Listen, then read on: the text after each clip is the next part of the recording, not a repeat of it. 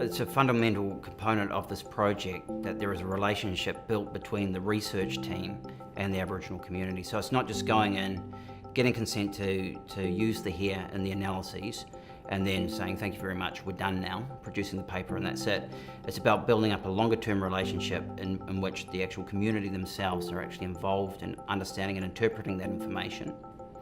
The Aboriginal liaison team at the museum is involved in contacting family members of the donors of the hair samples that were collected during the original expeditions. When first contact is made, a lot of the time people may not be aware of the fact that there is actual archival material at the museum, and sometimes knowing that the hair is at the museum can come as a bit of a shock because there are cultural sensitivities around this.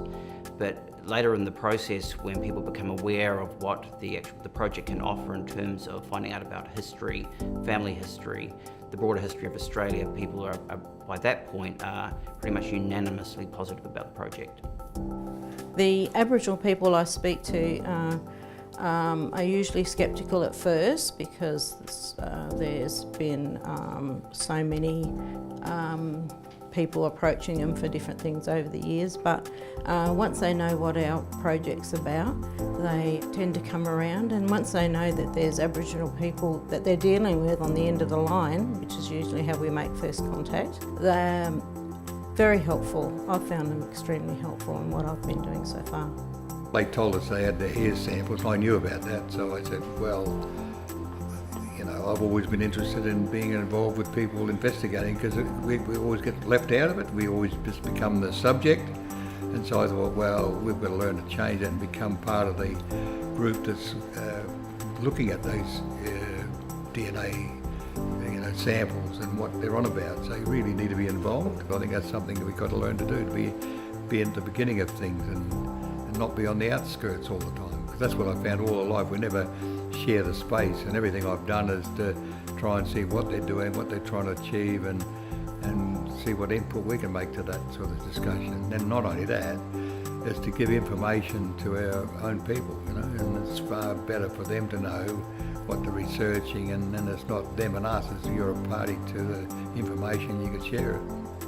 I've always been interested in my family tree. I've got copies of Tyndale's family tree from way back, and I got approached by Sandy Miller to actually come on the Aboriginal Heritage Board.